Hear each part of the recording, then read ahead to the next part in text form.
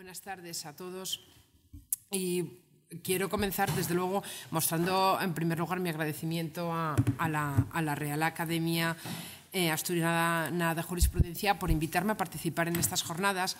Y además les felicito por la oportunidad de las mismas, ¿no? Puesto que hay una selección de temas realmente de mucha actualidad que está bien de vez en cuando pararnos en nuestras actividades habituales y reflexionar de forma monográfica sobre determinadas cuestiones con más profundidad, ¿no? Y sin el calendario o el horario propio de los aspectos del ámbito docente de la universidad. El tema que he elegido para participar en estas jornadas de Derecho Vivo y que además demuestra la viveza del derecho, es la cuestión de las restricciones a la libertad de circulación y residencia de los ciudadanos de la Unión Europea. El tema, evidentemente, no es nuevo. Hablar de la ciudadanía de la Unión y hablar de la libertad de circulación y de residencia es algo consustancial al propio derecho de la Unión Europea y ha ido evolucionando a la medida que ha ido evolucionando este derecho y ha ido presentando diferentes matizaciones, algunas de las cuales voy a exponer a continuación. Voy a plantear una serie de cuestiones que son básicas, elementales, probablemente, pero que, leídas a la luz de la jurisprudencia y de las circunstancias actuales, presentan nuevos interrogantes y plantean nuevas cuestiones que en otros momentos han podido pasar desapercibidas, pero que en los momentos actuales, de restricciones, de controles, de crisis, han puesto de manifiesto y han sacado a la luz el debate sobre los nuevos condicionantes que se están introduciendo en Europa a esta libertad de circulación y de residencia. Empiezo planteando una serie de cuestiones, ¿no? ¿Tienen todos los ciudadanos de la Unión Europea la libertad de residencia en la Unión Europea? ¿En cualquier Estado de la Unión Europea? ¿Este derecho a residir libremente en cualquier Estado de la Unión Europea es un derecho incondicional? ¿No está sometido a condiciones? ¿Se puede expulsar a un ciudadano de la Unión Europea porque no tenga trabajo?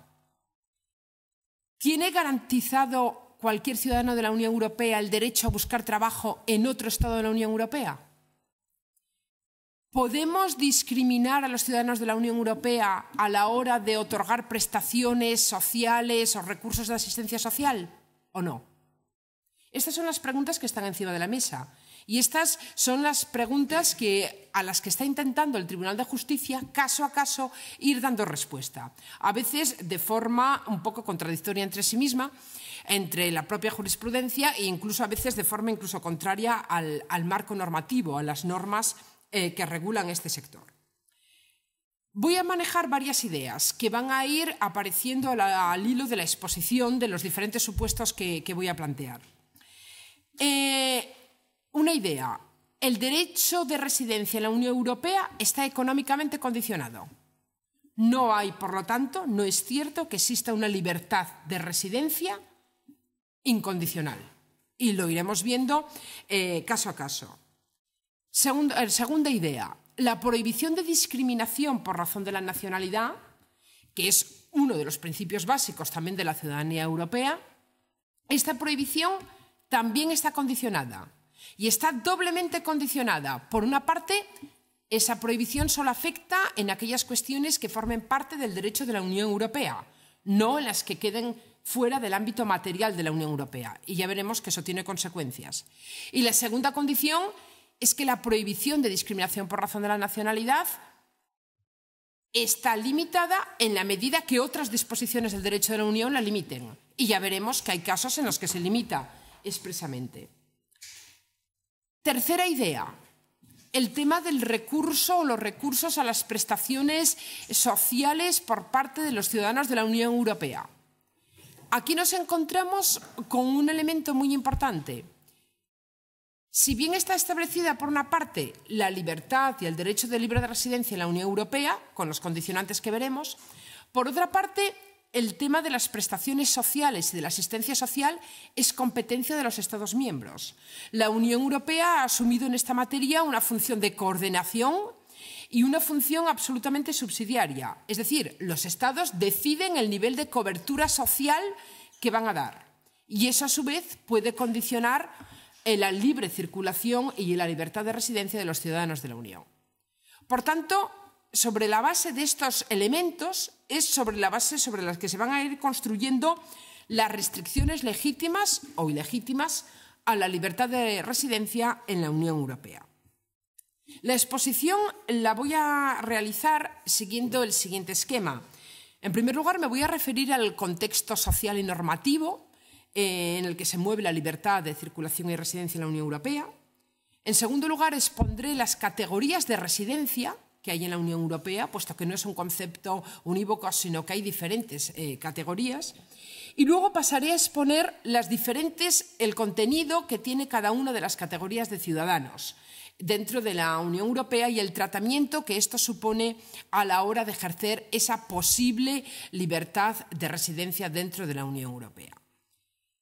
El contexto social y el contexto normativo. El contexto social.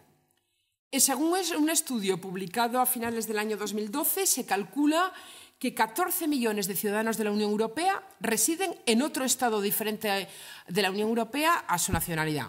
Es decir, lo que supone un 2,8% de la población total residente en la Unión Europea.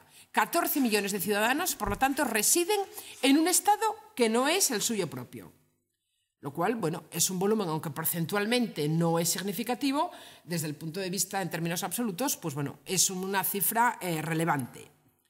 Las motivaciones que llevan a los ciudadanos a desplazarse a otro Estado de la Unión Europea mayoritariamente son motivaciones económicas, razones laborales, o porque ya se esté desempeñando un trabajo o porque se vaya a buscar un trabajo en otro Estado de la Unión Europea. El segundo motivo que condiciona o que explica la libertad de circulación en la Unión Europea son motivos familiares, es decir, consideraciones de reagrupación familiar cuando se sigue pues, al cónyuge o a los padres o a los hijos dentro de la Unión Europea. El porcentaje de población inactiva, es decir, aquella que no desempeña ninguna actividad lucrativa, es muy pequeño y significativamente está nutrido por estudiantes nacionales de un Estado que van a realizar sus estudios fundamentalmente universitarios o no universitarios, pero bueno, la mayor parte de los casos estudios universitarios, a otro Estado de la Unión Europea.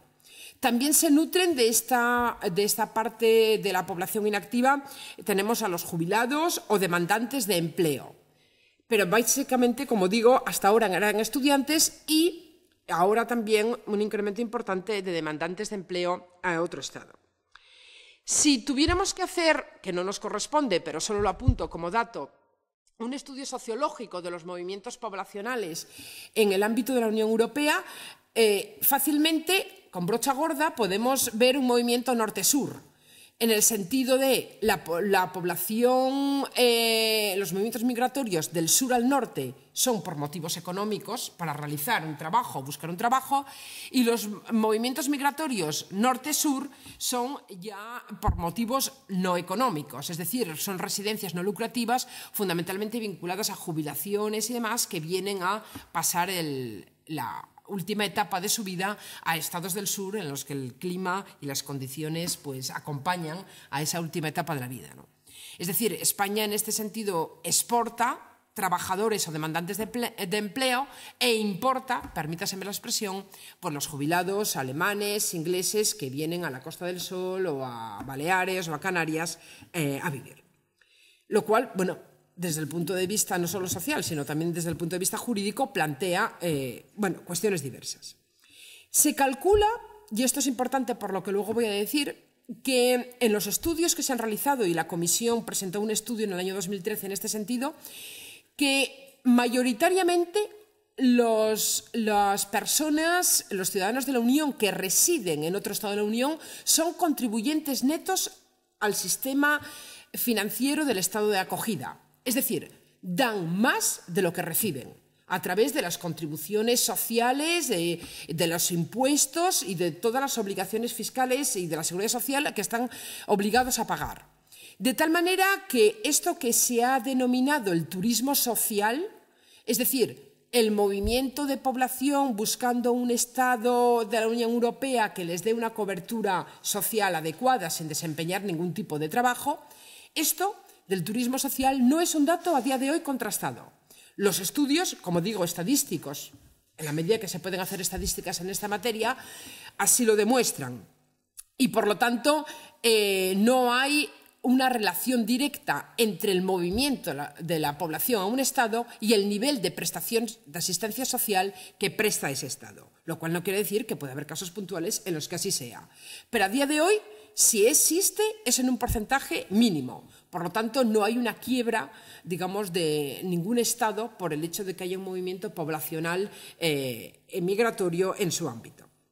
Y el último dato, dentro de este contexto social, los rumanos y los búlgaros. ¿Por qué digo los rumanos y los búlgaros? La Unión Europea ha podido morir de éxito, o al menos languidecer de éxito. Y sé que es una herejía decirlo así, pero bueno, es un término gráfico. La progresiva ampliación de la Unión Europea, sobre todo economías que no son homogéneas en sus puntos de partida, ni en sus condiciones laborales, ni en sus condiciones salariales, ni en ningún tipo de condición, ha supuesto o puede suponer, y ya así se ha evidenciado, una quiebra importante en los países occidentales que tenían un nivel, bueno, más o menos parejo. Pongo el caso de los rumanos y de los búlgaros. ¿Por qué? La incorporación de la Unión Europea de estos dos países supuso una incorporación importante de mano de obra que además, visto desde el punto de vista occidental, hablo de países como Alemania o el Reino Unido, eran vistos como un elemento importante de competencia desleal hacia los propios trabajadores. Mano de obra muy barata que venía a competir en condiciones desiguales con los propios nacionales del estado de acogida. Esto motivó que la incorporación de estos dos países no supusiera automáticamente otorgar la libre circulación de trabajadores. De hecho, se acogieron varios países de la Unión Europea, entre ellos España, a una disposición transitoria que permitía, y se agotaron todos los plazos posibles, que permitía restringir la libre circulación de trabajadores precisamente a los rumanos y a los búlgaros. ¿Qué es lo que pasó? Que agotados todos los periodos transitorios habidos y por haber, que permitían mantener esa situación que restringía la libre circulación de rumanos y búlgaros, esto se agotó en el 1 de enero de 2014. Si uno empieza a ver los movimientos en Alemania y en el Reino Unido, podrá verse la relación directa entre esos movimientos de Merkel o de Cameron en relación con nuevas medidas en relación con la migración europea, precisamente como consecuencia de la finalización de este periodo transitorio. Pongo el ejemplo de Alemania y el Reino Unido como ejemplo de los dos países más perjudicados, entre comillas, en los que más incidencia ha tenido este movimiento poblacional. Y, por lo tanto, no es casual que a partir de esa libertad ya total a estos ciudadanos es precisamente cuando se ha puesto encima de la mesa los riesgos que tiene una libre circulación total dentro de la Unión Europea. Por tanto, libre circulación sí, pero cuando las condiciones son iguales, ¿no? Si las condiciones no son iguales, pues es cuando se empiezan a operar las limitaciones. Desde el punto de vista del contexto normativo, inicialmente, y esto es sabido, la libertad de circulación de personas en el derecho comunitario, en lo que antes se llamaba derecho comunitario, hoy derecho de la Unión Europea, estaba vinculada a la libre circulación de trabajadores. Y esto, en sí mismo supuso un avance evidente y era uno de los pilares fundamentales del derecho de la Unión. Con Maastricht y a partir de Maastricht se desvinculó o se intentó al menos desvincular la libre circulación y la libertad de residencia de la condición de trabajador y pasamos a darlo a cualquier ciudadano de la Unión Europea. De tal manera que hoy formalmente en el Tratado de Funcionamiento de la Unión Europea la libertad de circulación y de residencia se reconoce a todos los ciudadanos de la Unión Europea. Todos ellos, sean trabajadores o no lo sean población activa, económicamente activa, o sea población económicamente inactiva. El problema, o la letra pequeña que aparece en el propio Tratado de Funcionamiento de la Unión Europea, es que esta libertad de circulación y de residencia nunca ha sido incondicional, ni en el propio derecho de la Unión. Siempre se ha dicho que esa libertad de circulación y de residencia se tiene que aplicar en los términos previstos en los tratados y en las disposiciones adoptadas para su aplicación. Es decir, hay una remisión al derecho derivado que va a decirme en qué condiciones se va a configurar esta libre circulación y libertad de residencia dentro de la Unión Europea. Si vamos al principio de discriminación por razón de la nacionalidad, más de lo mismo, y lo mencionaba antes. Se reconoce en el artículo 18 del Tratado de Funcionamiento de la Unión Europea la prohibición de discriminación por razón de la nacionalidad. ¿De forma incondicional? No. También está condicionada a lo que digan las disposiciones de desarrollo. Por lo tanto, ambas cuestiones, prohibición de discriminación por razón de la nacionalidad y libertad de residencia, está condicionada. ¿Y actualmente cuál es el marco normativo que nos condiciona? Pues la Directiva 2004/38.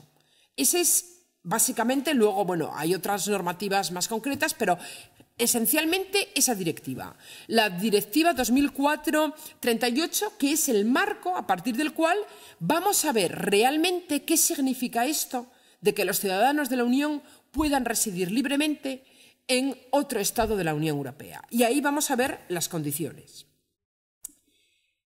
¿Cuáles son las categorías de residencia que manejamos ahora mismo en la Unión Europea? Pues depende de varios factores y luego vamos a ver cómo se traduce eso por tipos de población.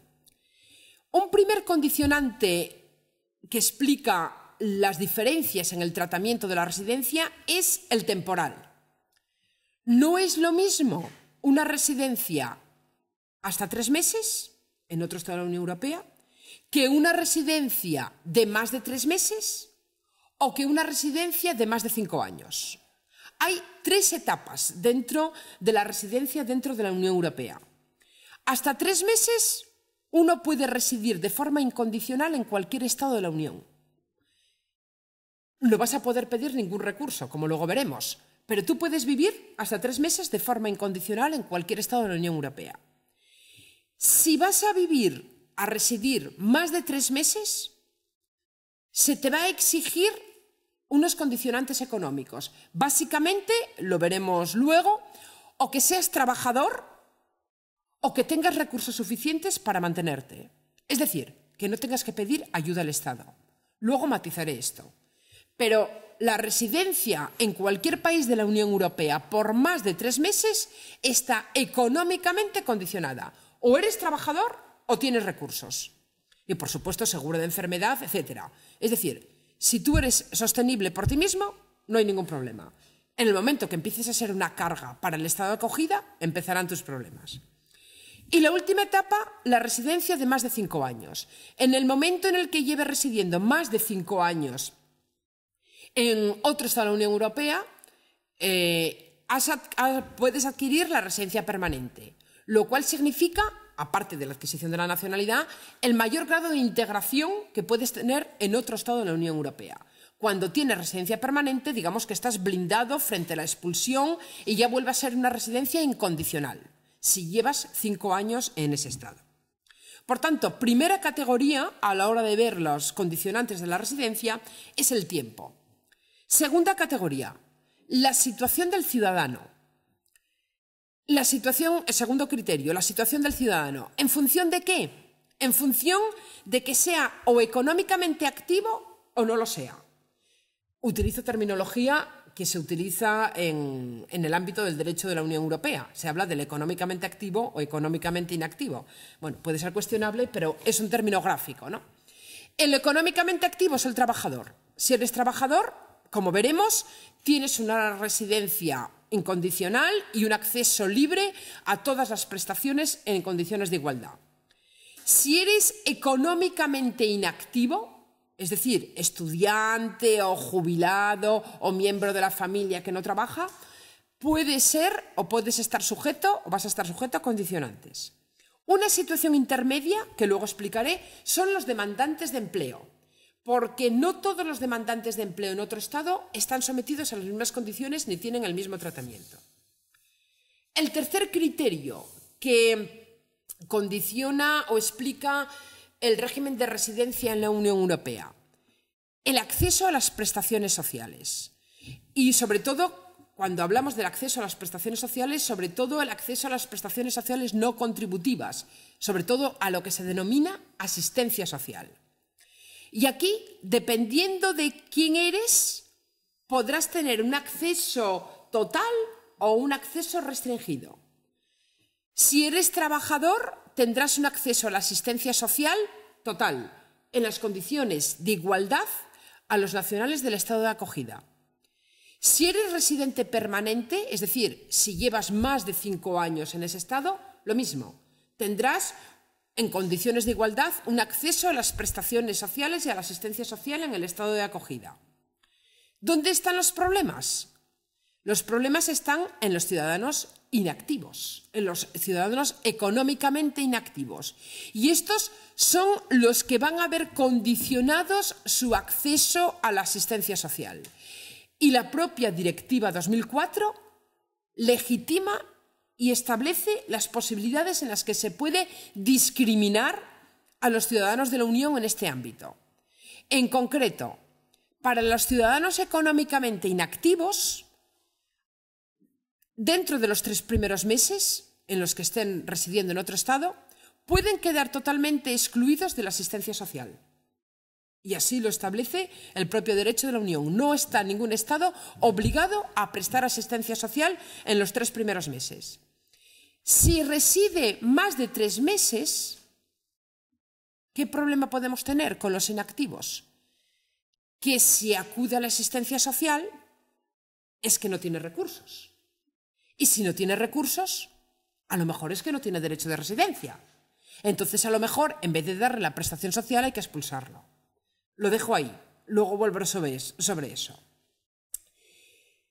Por tanto, el acceso a las prestaciones sociales va a variar en función del perfil del ciudadano, trabajador, residente permanente o ciudadano inactivo. Estos son los diferentes criterios y los diferentes condicionantes que, como digo, luego voy a explicar ahora en relación con cada uno de los ciudadanos. En todo caso, quiero hacer ya una salvedad. La Directiva 2004 es una directiva de mínimos, es decir, los estados, como mínimo, a la hora de transponerla a su ordenamiento jurídico, tienen que respetar lo que allí se establece. Nada impide que los estados, en las normas de transposición, establezcan mejores condiciones. Y esto, para el derecho español, ha tenido consecuencias. ¿Por qué? Porque hasta el año 2012, el derecho español no exigía ningún tipo de condicionante económico a los ciudadanos de la Unión Europea que vinieran a residir a nuestro territorio, aunque estuvieran aquí más de 3 meses. Es decir, era un derecho de residencia incondicional. No les íbamos a pedir ni a examinar si tenían recursos suficientes, si eran trabajadores, ni nada. Simplemente, solo por el hecho de ser ciudadano de la Unión, tenían el derecho de residencia garantizado en España. Por cierto, éramos el único país junto con, no recuerdo lo mismo que otro país, que teníamos esa libertad total, ese café para todos, ¿no? Esto cambió en el 2012. A raíz del Real Decreto Ley 16/2012, que reforma el Sistema General del Sistema Nacional de Salud y el acceso a sus prestaciones, pues ahí se incluyó, así de forma casi oculta, en una disposición adicional, una reforma muy importante de nuestra norma de transposición de la Directiva 2004. ¿En qué sentido? En el sentido de homologarnos a la mayor parte de nuestros países, de los países de nuestro entorno, y exigir condicionantes económicos para cualquier ciudadano europeo que fuera a vivir en España durante más de 3 meses. Y a partir de esa reforma del año 2012, exigimos que tengan recursos económicos suficientes, que sean trabajadores o, si no lo son, pues que puedan garantizar ese sostenimiento propio. Bien, vistos este contexto y visto los diferentes criterios que van a jugar a la hora de ver el grado de residencia permitido y el acceso a las prestaciones por parte de los ciudadanos de la Unión, vamos a ver ahora los problemas y las circunstancias que tienen cada uno de ellos. Y en concreto, hago una triple clasificación en función de lo que hemos ido viendo ya. Voy a referirme, en primer lugar, a los ciudadanos económicamente activos, en segundo lugar a los ciudadanos económicamente no activos y hago una categoría luego, en tercer lugar, específica de los desempleados, que están a medio camino entre uno y otro en los términos que luego diré. Respecto de cada uno de estos tres grupos voy a explicar cuáles son las condiciones de residencia y cuáles son las condiciones que tienen a la hora de acceder a la asistencia social del estado de acogida. La primera categoría, los ciudadanos económicamente activos. Entran aquí los trabajadores, en los términos que voy a decir a continuación. Tienen, como ya he dicho, un derecho de residencia incondicional. Solo si acreditan su condición de trabajador, tienen derecho a residir libremente en cualquier país de la Unión Europea donde estén realizando esa actividad laboral.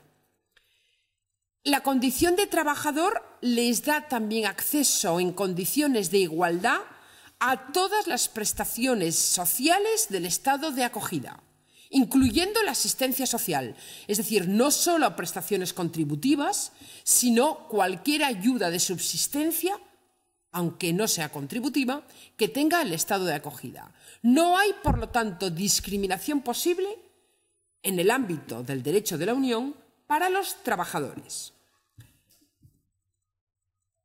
Evidentemente, si esto es así, el primer problema que se plantea claramente es definir qué es trabajador. Esta es la primera cuestión. Y es una de las cuestiones más importantes que hay, porque eso determina un régimen concreto dentro del derecho de la Unión. El Tribunal de Justicia, y al hilo de la interpretación del concepto de libre circulación de trabajadores, previsto en el Tratado de Funcionamiento de la Unión y del Reglamento del 2011 actualmente vigente, el Tribunal de Justicia, como digo, se ha ido encargando de decir que el concepto de trabajador, a estos efectos de la libre circulación, es un concepto autónomo, es decir, es un concepto que no puede depender de lo que digan los derechos nacionales, sino que tenemos que trabajar con una categoría homogénea en el derecho de la Unión Europea. Es más, ya anticipo que realmente el concepto de trabajador dentro del propio derecho de la Unión Europea es doble. Una cosa es el concepto de trabajador a efectos de la libre circulación, que es al que me voy a referir aquí, y otra cosa u otro sentido tiene el concepto de trabajador a efectos de la seguridad social, porque a efectos sobre todo de prestaciones sociales, muchas normas específicas que reconocen o establecen prestaciones sociales definen qué es trabajador a efectos de esa prestación. No voy a entrar en este segundo ámbito, me voy a quedar con el primero, es decir, el concepto de trabajador a los efectos de la libre circulación de trabajadores y a efectos, por lo tanto, de la libertad de residencia. Bien, dice, el Tribunal de Justicia, el concepto es autónomo, por lo tanto, tenemos que trabajar con una categoría propia. Pero esa categoría propia parte de se establece en función de los siguientes términos. Se dice, de forma reiterada en muchas sentencias, se entiende que es trabajador cualquier persona que ejerza actividades reales y efectivas, excluyendo actividades que tengan carácter marginal y accesorio, sometidas a la dirección de otra persona. Queda en manos de los derechos nacionales interpretar qué constituye una actividad real y efectiva. Es decir, este concepto parte de todo lo que suponga un trabajo real y efectivo sometido a la dirección de otra persona es trabajador. Siempre que no desempeñe, dice el tribunal, una actividad que tenga un carácter marginal y accesorio. Y en todo caso son los derechos nacionales los que tienen que decir qué es trabajo real y efectivo. Bien, a partir de aquí surge la controversia y multitud de sentencias del Tribunal de Justicia en muchísimos casos para saber realmente si cumple o no la definición de trabajador. Por ejemplo, se planteó en el asunto Troiani si era trabajador un ciudadano francés que se había trasladado a Bélgica para prestar servicios en el marco de un proyecto individual de reinserción socioprofesional en el Ejército de Salvación. Aquí se planteaban dudas. ¿Y qué dice el Tribunal de Justicia? Pues reitera este concepto que he dicho. Es decir, dice, lo que tiene que hacer el derecho nacional y el Tribunal Nacional es ver si lo que hacía ese ciudadano francés en Bélgica era un trabajo real y efectivo. Y si lo era, entonces lo consideramos trabajador. En el asunto, en otro asunto, en el 184-99, prefiero pronunciar el número en este caso, pues soy incapaz de pronunciar el nombre de la persona. Tiene una vocal y 5 consonantes, incapaz. Entonces, en este asunto se planteó, se trataba de un estudiante que había estado estudiando y trabajando a la vez en pequeños trabajos para ir manteniéndose. Y se planteaba, a efectos del derecho de la Unión, si realmente lo íbamos a considerar estudiante o lo considerábamos trabajador. Dice el Tribunal de Justicia, bueno, si ha podido mantenerse a sí mismo, aunque sean trabajos de fines de semana o en horas sueltas, debemos considerarlo trabajador, puesto que ha podido mantenerse, ¿no?, y subsistir. Dice el Tribunal de Justicia, por el hecho de que sea un trabajo a tiempo parcial, no podemos excluirlo del concepto de trabajador. Por el hecho de que gane poco dinero, tenga un salario muy básico, tampoco lo podemos excluir de trabajador. Por el hecho de que solo haya desempeñado su labor durante 2 meses, no lo podemos excluir del concepto de trabajador, etcétera, etcétera. Es decir, el Tribunal de Justicia siempre ha ido desarrollando con un criterio amplio lo que debemos entender por actividad real y efectiva, limitando la interpretación que en muchos casos hacen los derechos nacionales. ¿Por qué? Porque los derechos nacionales han ido tendiendo a restringir y a decir, cuando se plantea algún caso en el que alguien alega la libertad del derecho de residencia o el acceso a una prestación social, se dice, no, es que no, porque no es trabajador. Al hilo de eso, el Tribunal de Justicia se ha ido esforzando en establecer un concepto amplio.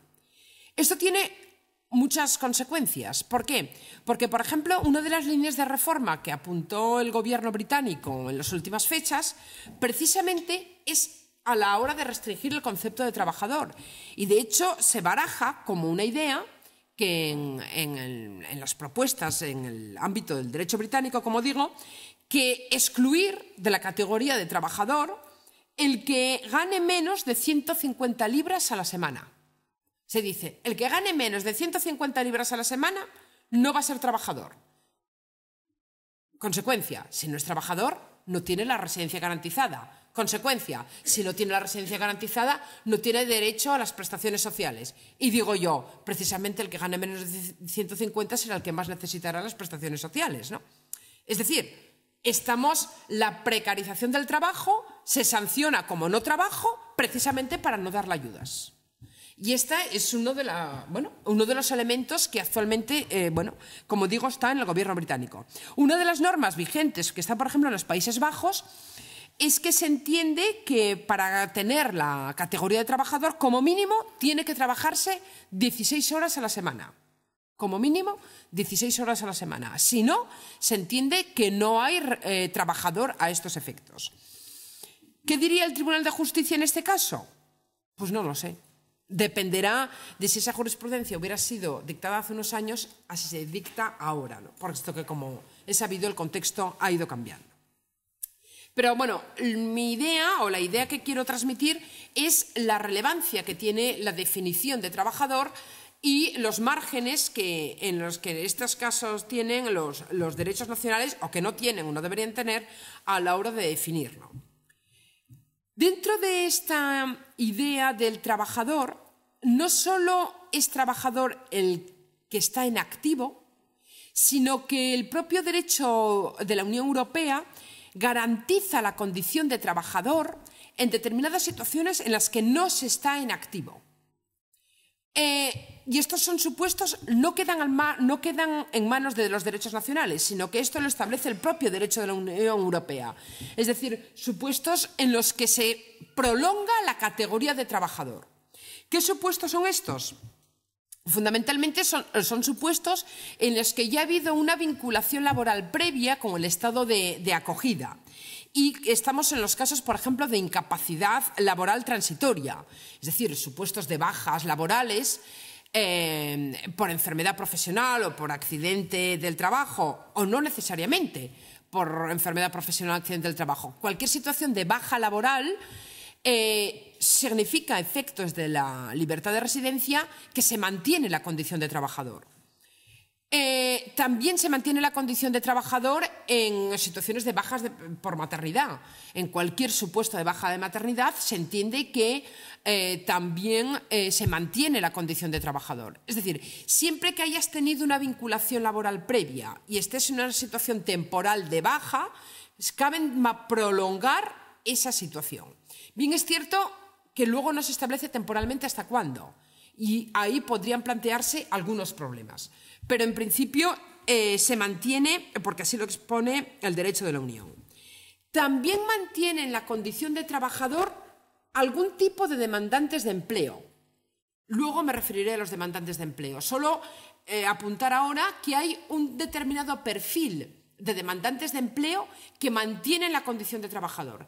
Y en la medida que la mantienen con todos sus derechos. Es decir, el derecho a residir y el derecho a la asistencia social del estado de acogida.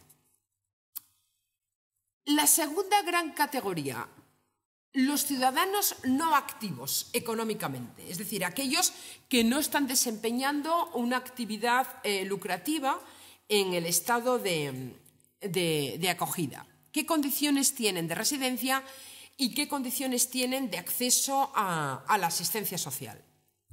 Bien, establezco las reglas generales, luego veremos matizaciones. El derecho de residencia de los económicamente no activos, como digo, es un derecho condicionado a que tengan medios económicos suficientes. Este es el condicionamiento que se establece. Y el seguro de enfermedad y demás, es decir, que no tenga que acudir a pedir ayuda o prestaciones en el estado de acogida. Siempre, en este caso, cuando hablamos de una residencia superior a 3 meses, puesto que hasta los 3 primeros meses la residencia es incondicional. La residencia es incondicional. Pasados esos 3 meses, se mantiene el derecho de residencia en la medida en la que no suponga una carga excesiva para el estado de acogida. ¿Qué significa esto? Significa que, por una parte, el derecho de la Unión establece para los económicamente no activos que cuando vayan a residir más de 3 meses en otro estado de la Unión Europea sean capaces de sostenerse, de no tener que acudir a la asistencia social. Eso lo dice en un artículo. En otro artículo se dice que el hecho de que un ciudadano puntualmente tenga que pedir asistencia social en el estado de acogida no equivale automáticamente a la expulsión. No puede expulsarse a un ciudadano porque automáticamente tenga que pedir a la asistencia social en el estado de acogida. Solo cabrá denegarle esa asistencia social si mantener su derecho de residencia supone una carga excesiva para el erario público del estado de acogida. Es decir, el ejercicio de la residencia en el estado de acogida es un derecho de residencia condicionado económicamente. Yo tengo que tener recursos suficientes. Pero si en algún momento no los tengo, puedo, en determinados casos, acudir a que me den ayuda en el estado de acogida. Y no estamos en supuestos de expulsión automática. Esto aquí, precisamente este es el escenario, uno de los escenarios más problemáticos y que más jurisprudencia ha dado en el Tribunal de Justicia. Y vamos a ir viendo varios ejemplos. Dentro de los ciudadanos no activos económicamente tenemos varias categorías. Tenemos los estudiantes, por una parte. tenemos a los miembros de la familia del ciudadano de la Unión que no esté trabajando. Si está trabajando, es trabajador. Tenemos a los jubilados. Y tenemos luego a los menores, ciudadanos de la Unión que, bueno, tienen un perfil propio. La residencia de los estudiantes. El estudiante, cuando no es a la vez trabajador, es decir, cuando no es económicamente activo, su residencia sigue la pauta general. Es decir, en principio tiene que tener los recursos suficientes para mantenerse durante la etapa de formación que desarrolle en el estado de acogida. Se establece, además, una regla específica actualmente en relación con las becas y con las ayudas de manutención que consisten en becas, préstamos de estudios y demás. Este ha sido un aspecto muy polémico en el ámbito del derecho de la Unión Europea, que ha dado lugar a una jurisprudencia bastante importante. Por cierto, la profesora Andrés Sáenz de Santamaría tiene un estudio muy reciente publicado en la revista de Derecho de la Unión Europea sobre esta materia, ¿no? Sobre la libre circulación y la libertad de residencia de los estudiantes. Bien, como digo, en principio, la regla es que tienen que tener los recursos suficientes y el derecho de la Unión ha limitado el acceso a las becas y ayudas de estudio en el estado de acogida. Y lo ha ido haciendo en diferentes etapas con un contenido diferente en cada momento. En una primera etapa, directamente se decía que el tema de las becas y las ayudas a los estudios quedaban fuera del ámbito material de derecho de la Unión Europea y que, por lo tanto, ningún Estado estaba obligado a prestar ese tipo de ayudas a los estudiantes ciudadanos de la Unión. En una segunda etapa, se abrió por parte de la jurisprudencia del Tribunal de Justicia la posibilidad de que los estudiantes, en cuanto ciudadanos de la Unión, por lo tanto como algo vinculado a su estatuto de la ciudadanía de la Unión, pudieran tener derecho a las prestaciones sociales. No hablamos en este caso de becas, sino otro tipo de prestaciones asistenciales, en cuanto a ciudadanos de la Unión que permitiera el ejercicio de su derecho de residencia en el estado de acogida. Una tercera etapa vino con la sentencia Vidar, en la que directamente ya se dijo que el tema de la beca y ayudas a los estudiantes sí formaba parte del derecho de la Unión, en contra, por cierto, de lo que establecía la directiva, y por lo tanto tenían los Estados que dar la posibilidad de que los ciudadanos de la Unión Europea que estuvieran en su ámbito estudiando pudieran acceder a becas y ayudas para mantener su residencia en ese Estado. Bien, es cierto que por un lado se dijo eso, pero por otro lado se dijo que no obstante los Estados podían exigir una vinculación previa con el Estado de acogida antes de darles la beca. En concreto, podían exigir, en el asunto Vidar, se planteaba que como mínimo llevara residiendo 3 años en el estado de acogida. En ese caso era un ciudadano francés que se había ido a estudiar al Reino Unido, que llevara como mínimo 3 años en el Reino Unido. Dice el Tribunal de Justicia, es razonable esa vinculación previa, esa vinculación real antes de darles la posibilidad de que accedan a la beca. La última etapa es la vigente. Y en la vigente, conforme a la Directiva 2004/38, ¿en qué situaciones se encuentran los estudiantes que van a residir a otro Estado de la Unión Europea? Pues bien, se encuentran con la situación de que en el tema concreto de las becas y préstamos de estudios, los Estados pueden excluirlos los primeros 5 años. Es decir, hasta que no tienen la condición de residentes permanentes, no están los Estados obligados a darles becas o ayudas manutención para completar o para finalizar sus estudios. Esta es la normativa actual, que además ha sido consolidada por parte de la jurisprudencia. ¿Críticas a esta norma? Bueno, algunas muy evidentes. Es una norma que en la práctica supone desvirtuar y vaciar de contenido lo que es la propia beca. Porque si te exigen 5 años de residencia previa como estudiante, además, en ese estado, evidentemente, bueno, pues lo normal es que en los 5 años hayas finalizado tus estudios. Por otra parte, si ya llevas 5 años, has adquirido el estatuto de residente permanente. Entonces no necesitas nada, ninguna previsión específica, porque en principio los residentes permanentes ya están en condiciones de igualdad con los nacionales del estado de acogida. Por tanto, formalmente, lo que parece una concesión, realmente es una concesión vacía, ¿no? Es una concesión vacía en la mayor parte de los supuestos. Para compensar, en esto de dar y tomar, que dice la profesora Andrés, por cierto, en el artículo, para compensar, ¿qué es lo que ha hecho en otras sentencias el Tribunal de Justicia?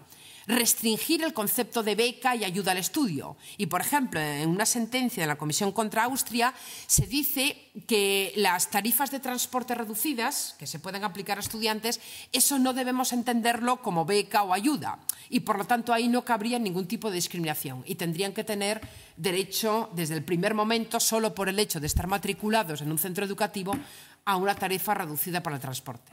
Bueno, comer a lo mejor no comen, pero bueno, a la facultad podrán asistir en el medio de locomoción correspondiente.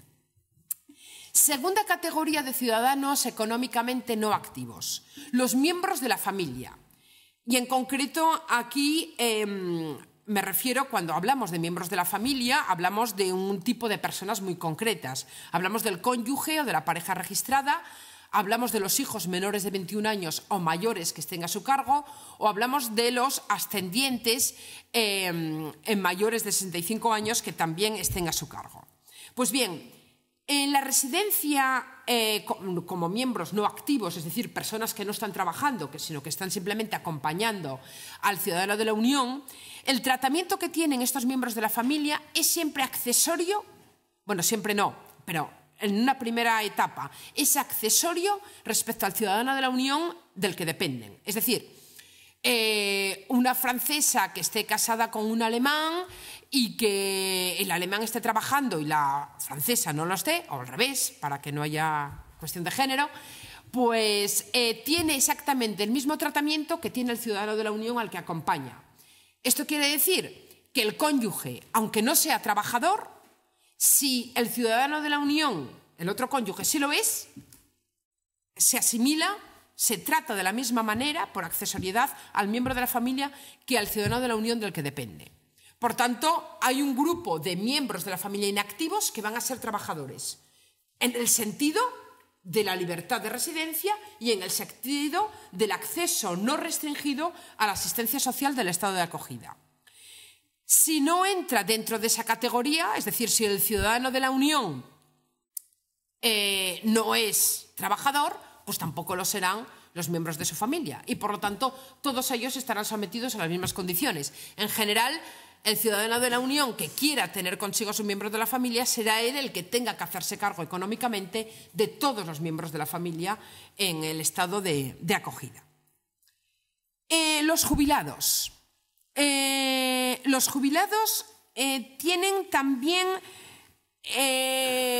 diversos tratamientos en función de las situaciones en las que se encuentren. Si un jubilado ha tenido una vinculación laboral previa en el estado de acogida y lleva ahí durante un tiempo trabajando y se jubila en ese estado, ya tiene directamente la residencia permanente. Por lo tanto, incondicional y un acceso en condiciones de igualdad a las prestaciones y a la asistencia social.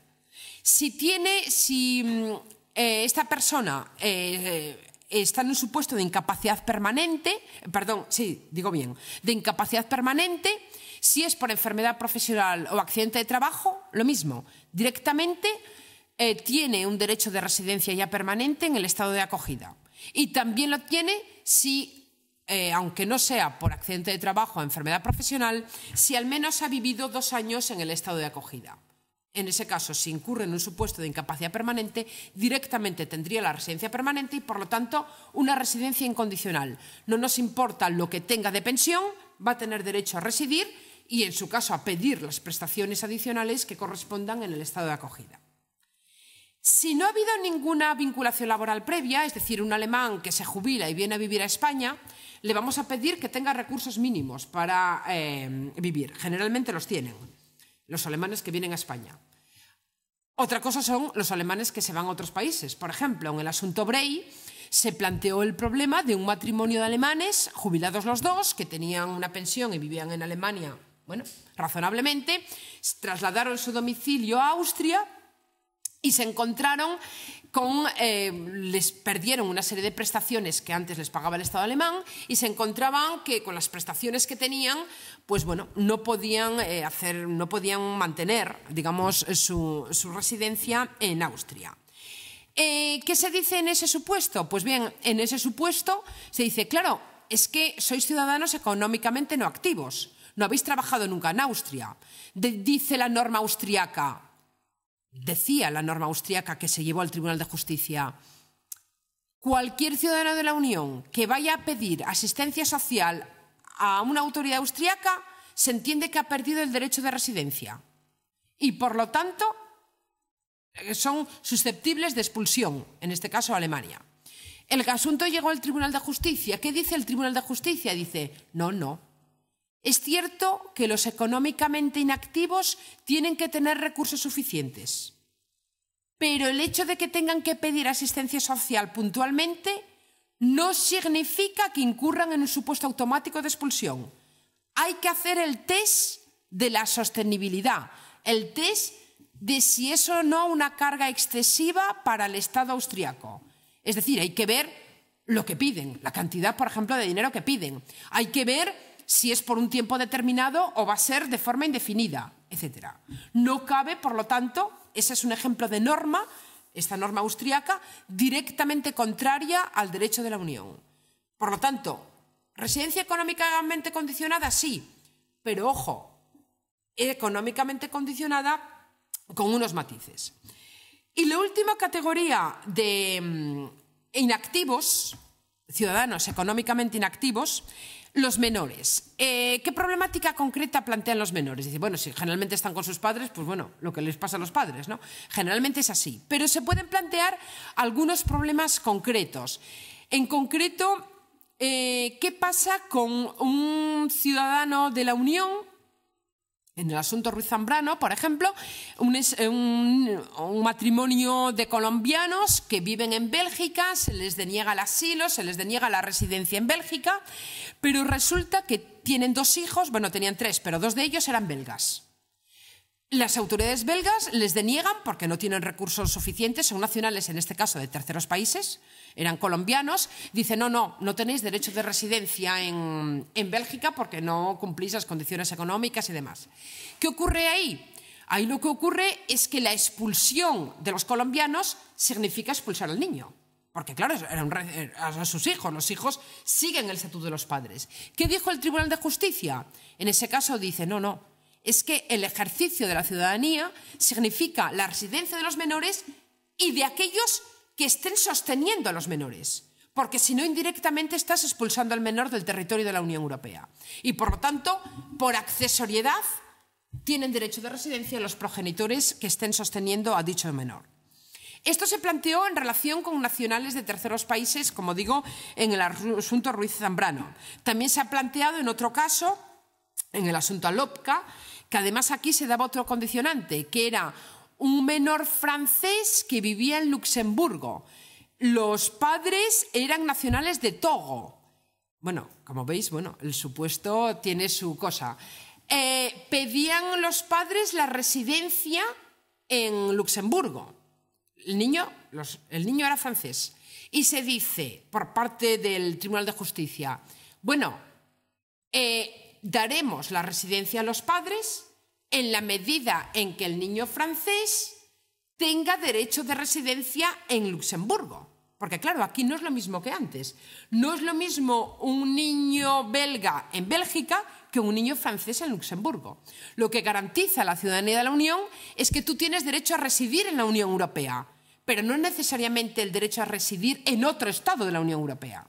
Con lo cual, aquí el problema introducía un matiz diferente. En todo caso, lo relevante o lo que quiero subrayar aquí es que la residencia del menor, de un ciudadano de la Unión Europea menor, se tiene que garantizar su derecho de residencia en el territorio de la Unión. Por accesoriedad, se tiene que garantizar en todo caso la de las personas que estén a cargo de ese menor. La última categoría, los desempleados. Los desempleados, ¿por qué no los pongo en económicamente activos o en económicamente inactivos? Pues porque pueden ser una cosa o pueden ser la otra. Realmente son un tercer género, un tertium genus dentro del ámbito del derecho de la Unión.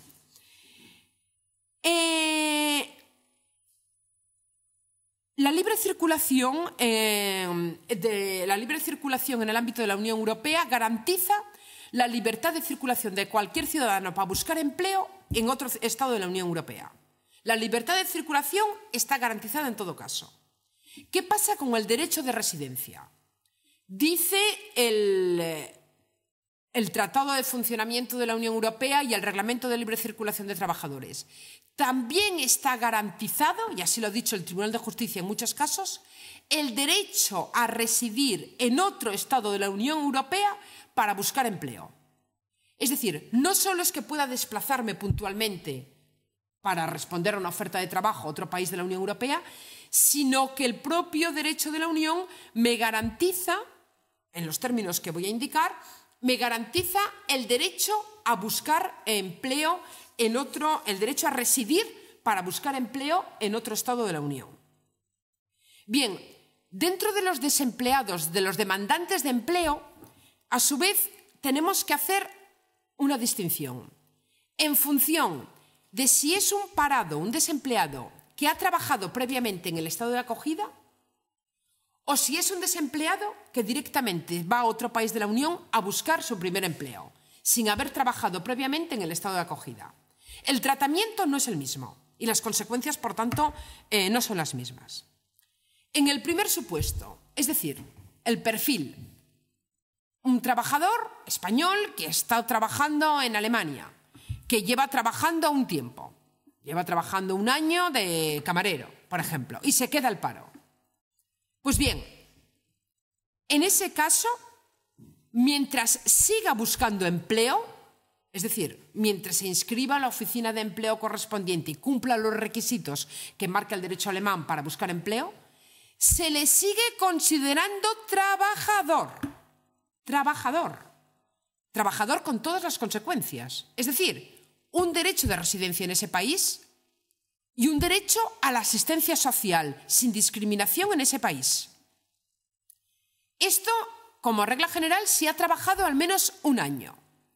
Si ha trabajado menos de un año y se queda al paro en ese país, también mantendrá la condición de trabajador, aunque en este caso el matiz que introduce el derecho de la Unión es que el mantenimiento de esa condición de trabajador será como mínimo de 6 meses. No se establece como máximo. Es decir, los Estados están obligados, como mínimo, y desde luego será lo que hagan, o incluso si pueden harían menos, a mantener el estatus de trabajador durante 6 meses, siempre que siga buscando empleo. Esto es lo que dice, como digo, el derecho de la Unión en relación con los que han desempeñado una actividad laboral previa en el estado de acogida. Mantienen, por tanto, la condición de trabajador. No es que tengan un derecho de residencia, es que tienen el derecho de residencia propia del trabajador. Y como mínimo, como digo, durante 6 meses. ¿Qué pasa en la otra situación? Es decir, los demandantes del primer empleo en el estado de acogida. Aquí se produce una cuestión curiosa. Ni la directiva europea ni la norma española que la transpone, el Real Decreto 240/2007, reconocen abiertamente un derecho de residencia propio a quien esté buscando empleo, a quien esté buscando su primer empleo en el estado de acogida.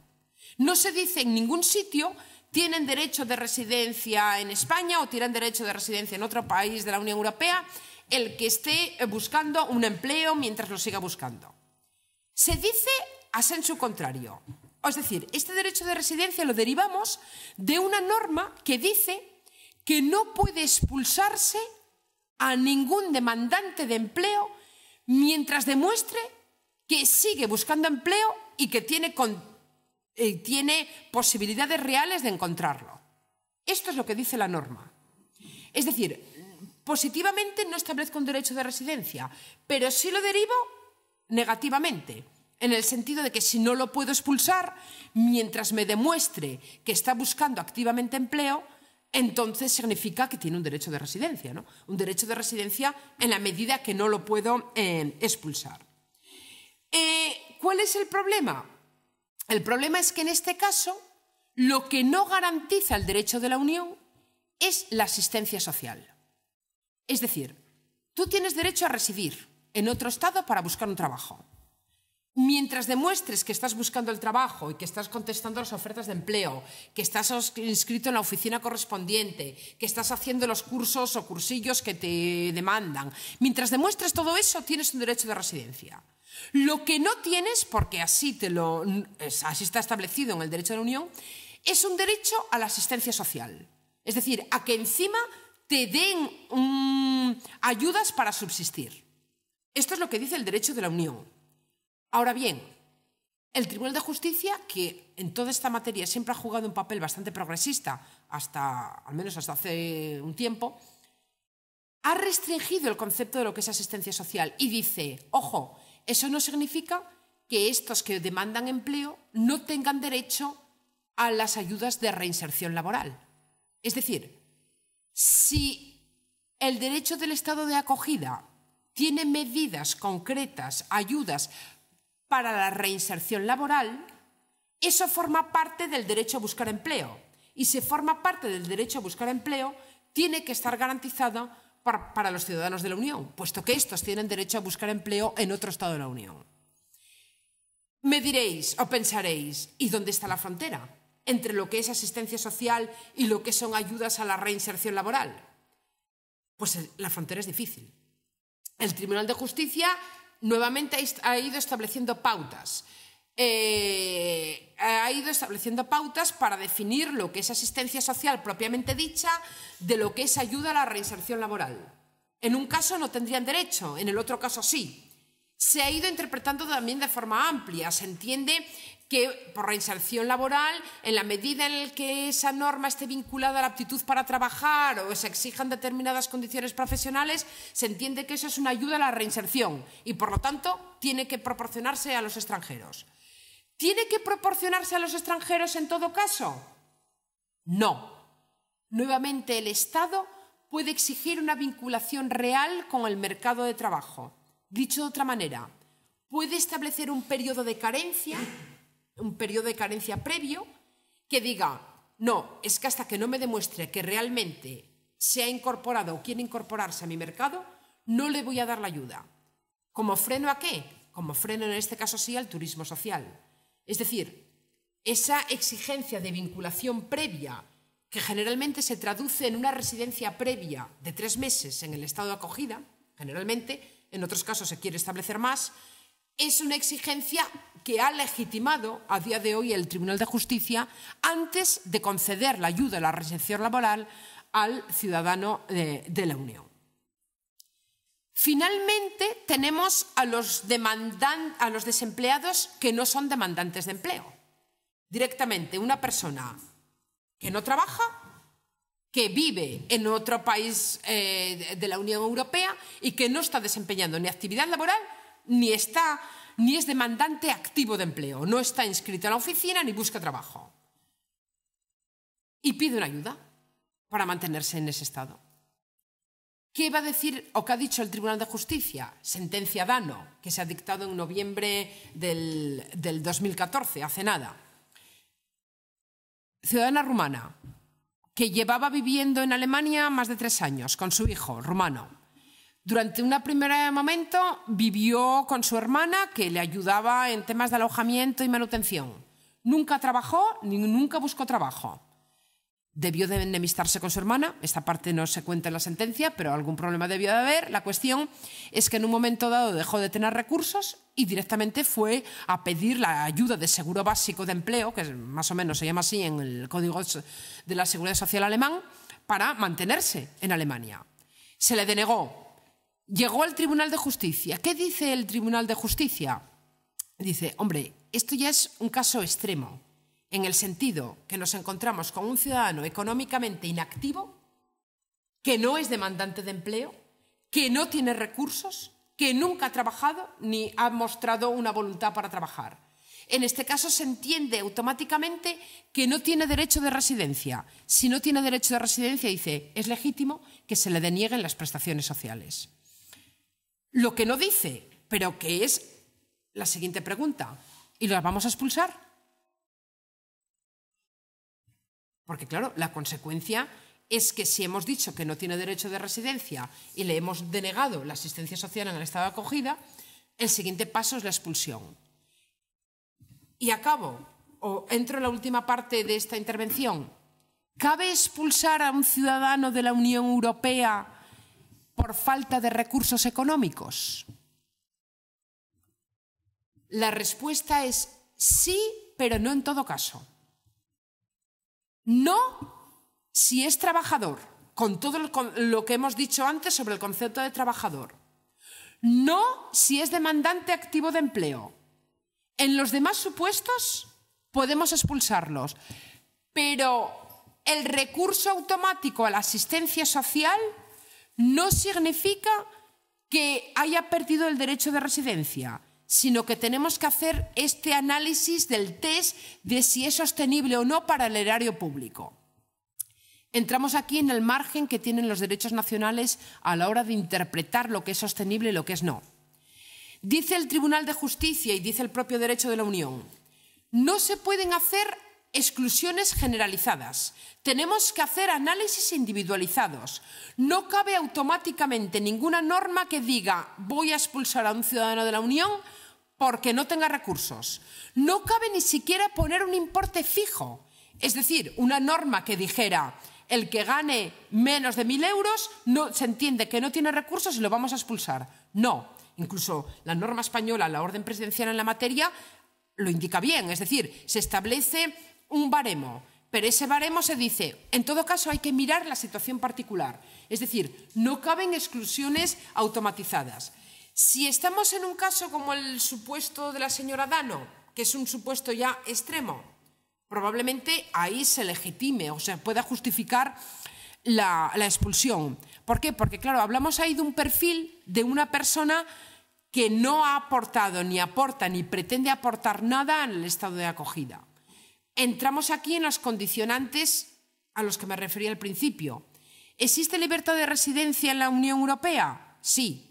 ¿Ese derecho de residencia está condicionado? Sí. Y a las pruebas no me remito. ¿Todas las limitaciones son válidas? No. Algunas de las que se están barajando, he puesto algunos ejemplos en el gobierno británico, o algunas de las que se barajan actualmente también en el ámbito del derecho alemán, probablemente no pasen el test de la compatibilidad con el derecho de la Unión. En todo caso, habrá que ir viendo caso por caso lo que sí, lo que no o lo que quizá, ¿no? Y bueno, habrá que estar expectante a la base de datos y a la jurisprudencia del Tribunal de Justicia en esta materia. Acabo aquí mi intervención y bueno, me someto gustosamente a dudas, cuestiones, al debate que queráis suscitar.